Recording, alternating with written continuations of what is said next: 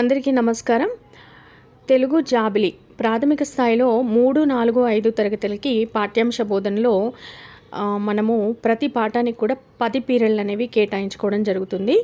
1 నుంచి 5 పీరియడ్ల వరకు ఉన్మికీకరణ చిత్రం నుంచి పాఠం పూర్తయ్యే వరకు కూడా ఇక్కడ బోధనాభ్యసన ప్రక్రియలు అనేవి రూపొందించుకుంటాము. తర్వాత 6 నుంచి 10 పీరియడ్లు అభ్యాసాలు ఇవి చేయండి అనే వాటికి సంబంధించి బోధనాభ్యసన ప్రక్రియలు అనేవి రూపొందించుకోవడం జరుగుతుంది. మరి మొదటి పీరియడ్లో ఉన్మికీకరణ చిత్రము, రెండవ పీరియడు పిల్లలు ఇట్లా చేయండి, మూడవ పీరియడు పాఠ్యాంశ విషయము, నాలుగవ పీరియడ్ కూడా పాఠ్యాంశ విషయానికి, ఐదవ పీరియడ్ కూడా పాఠ్యాంశ విషయానికి కేటాయించడం జరుగుతుంది. ఆరవ పీరియడ్లో ఇవి చేయండిలో వినడము, మాట్లాడడము, ధారాళంగా చదవడము, అవగాహన. 7వ పీరియడు సొంతంగా రాయడము, స్వీయ రచన. 8వ పీరియడు పదజాలము. 9వ పీరియడు సృజనాత్మకత. 10వ పీరియడు భాషను గురించి తెలుసుకుందాం. ఈ విధంగా మనం పీరియడ్లు అనేవి కేటాయించుకోవడం జరుగుతుంది. తెలుగు పీరియడ్ ప్రణాళికను బోధనాభ్యసన ప్రక్రియలో ప్రతిరోజు ఈ క్రింది సోపానాల ప్రకారం నిర్వహించాల్సి ఉంటుంది. ముందుగా పునశ్చరణ లేదా ఉన్ముఖీకరణ. దీంట్లో పలకరింపుతో ప్రారంభిస్తాము. పిల్లల్ని ప్రశ్నలు అడిగి మాట్లాడింప చేయడము. తర్వాత రెండవది మౌఖిక సామర్థ్యాల సాధన. 3 కీలక పదాలు, 4 పఠన కృత్యాలు, 5 అవగాహన కృత్యాలు, 6 మూల్యాంకనము. ఈ విధంగా మొదటి 45 నిమిషాలకి బోధనాభ్యసన ప్రక్రియలను కేటాయించుకుంటాము. తర్వాత 30 నిమిషాలు అభ్యాస పత్రాల సాధనకి, తర్వాత 15 నిమిషాలు కథా సమయానికి కేటాయించుకోవడం జరుగుతుంది. మరి ఇప్పుడు 4వ తరగతిలో తెలంగాణ వైభవం అనే మొదటి పాఠం తీసుకుందాము. దీనిలో మొదటి పీరియడ్ ప్రణాళికను చూద్దాము.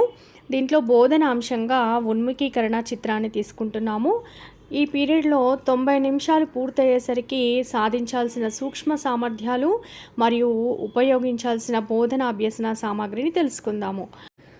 సూక్ష్మ సామర్థ్యాలు. పాఠం చిత్రం ఆధారంగా కీలక పదాలను గుర్తిస్తారు, చదవగలుగుతారు మరియు రాయగలుగుతారు. వర్ణమాలలోని అచ్చులను తెలుసుకుంటారు. మరి బోధన అభ్యసన సామాగ్రి పదాల చార్టు మరియు వర్ణమాల చార్టు.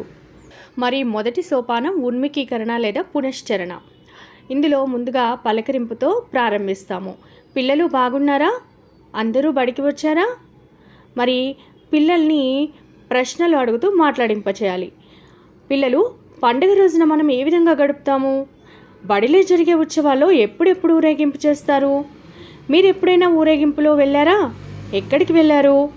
ఊరేగింపులో మనం ఏమేం చేస్తాము? పిల్లలు, ఈరోజు మనం తెలంగాణ గొప్పతనాన్ని తెలియజేసే గేయాన్ని నేర్చుకుందాము అని పాఠం పేరు నల్లబల్లపై రాయాలి. శీర్షిక ప్రకటన, తెలంగాణ వైభవం. తర్వాత సోపానం మౌఖిక సామర్థ్యాల సాధన.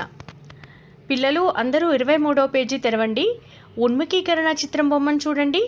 కింద ప్రశ్నల ద్వారా పిల్లలచే మాట్లాడించాలి. చిత్రంలో ఎంతమంది పిల్లలు ఉన్నారు?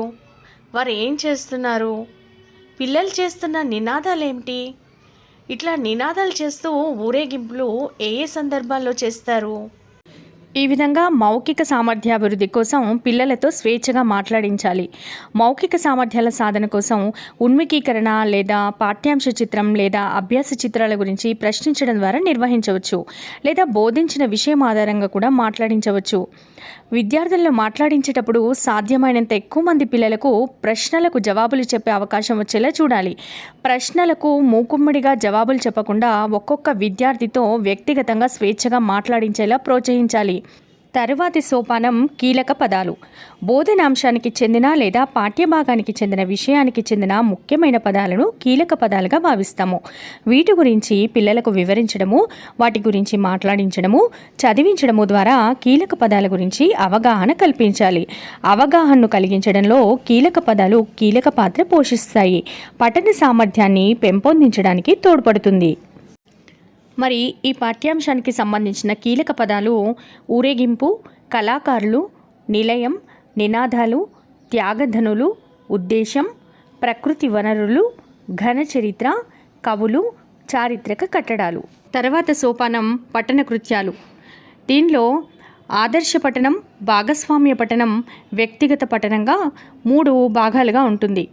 ఆదర్శ పఠనంలో భాగంగా కీలక పదాలు, పాఠం ఉద్దేశము ఉపాధ్యాయుడు స్పష్టోచ్చారణతో చదవాలి. భాగస్వామ్య పఠనంలో కీలక పదాలు, పాఠం ఉద్దేశము ఉపాధ్యాయుడు మరియు విద్యార్థులు కలిసి చదవాలి.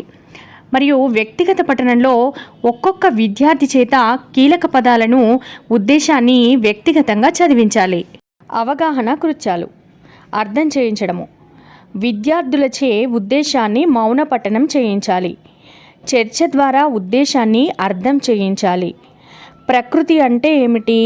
కవులు, కళాకారులు అని ఎవరిని అంటారు? ఘనచరిత్ర అంటే ఏమిటి? ఉపాధ్యాయుడు పాఠం ఉద్దేశాన్ని చదివి వివరించాలి. ఉద్దేశంలోని కీలక పదాలు, ప్రకృతి వనరులు, కవులు, కళాకారులు, త్యాగధనులు, ఘనచరిత్ర, చారిత్రక కట్టడాల గురించి ఉదాహరణల ద్వారా సొంత వాక్యాలతో అర్థం చేయించాలి.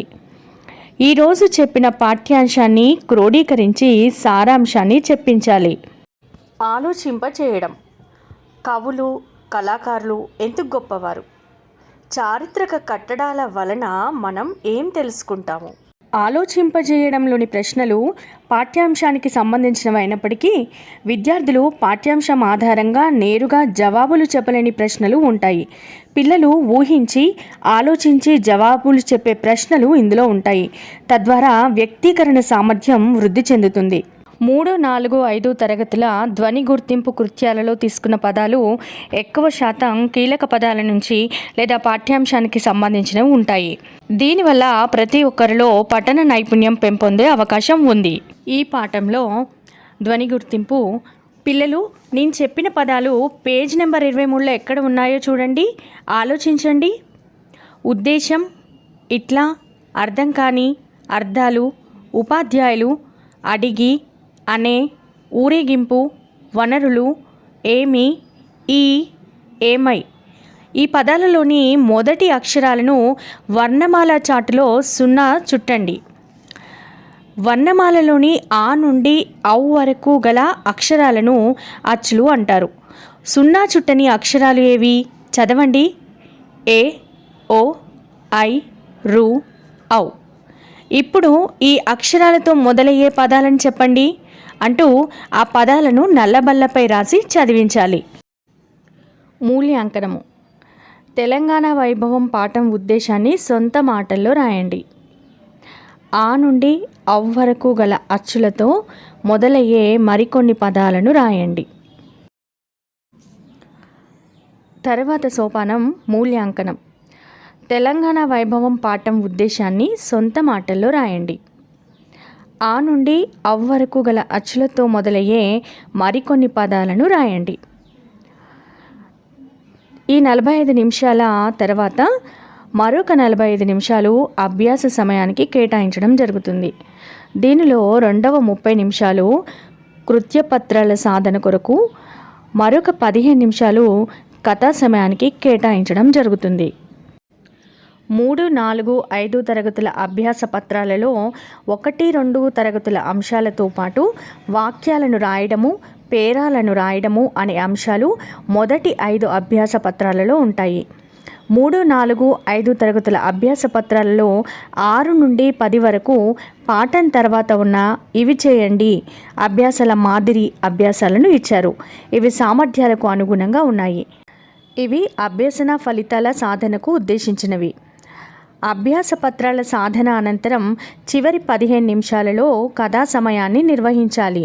వారానికి 1 కథ చొప్పున ఎంపిక వేసుకొని 5 రోజులు పఠన కృత్యాలను ప్రణాళికాబద్ధంగా నిర్వహించాలి.